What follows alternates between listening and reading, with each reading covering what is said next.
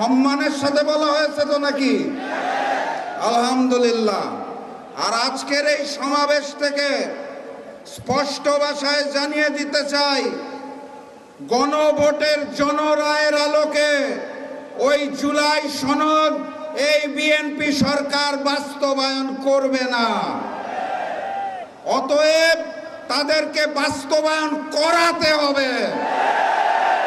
আর আমাকে যারা প্রতিদিন প্রতিনিয়ত হত্যার হুমকি দিচ্ছেন তাদেরকে স্পষ্ট ভাষায় জানিয়ে দিতে চাই, বাংলাদেশের মানুষের সাথে বেইমানি করে দিল্লির সামনে মাথা নত করে আপনাদের মতো প্রতিদিন ধুকে ধুকে মরব না। আল্লাহ নির্ধারিত সময়ে মৃত্যুবরণ করব, তার আগে পর্যন্ত ইনসাফের জন্য লড়বো ইনশাআল্লাহ। সবাই লড়াইয়ে প্রস্তুত আছেন?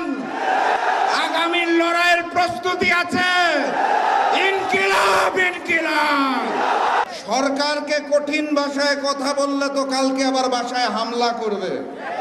তাহলে সম্মানের সাথে বিনয়ের সাথে বলতে হবে, মাননীয় প্রধানমন্ত্রী, মাননীয় স্বরাষ্ট্রমন্ত্রী, মাননীয় জ্বালানি মন্ত্রী, এতই যদি মজুদ থাকে তাহলে এত বড় লাইন কেন? এই মজুদ কোথায় রেখেছেন? নতুন হাওয়া ভবন কোথায় সৃষ্টি করেছেন? বিদ্যুৎ পাওয়া যাচ্ছে না, দ্রব্যমূল্যের ঊর্ধ্বগতিতে সাধারণ মানুষের দিন খুব কষ্টে কাটছে। তেলের জন্য যেই লাইন প্রতিদিন দেখতে পাই, মানুষ অত্যন্ত কষ্টে জীবনযাপন করছেন। সেই সময়ে সরকার আমাদেরকে বলতে চায় জ্বালানির পর্যাপ্ত মজুদ রয়েছে।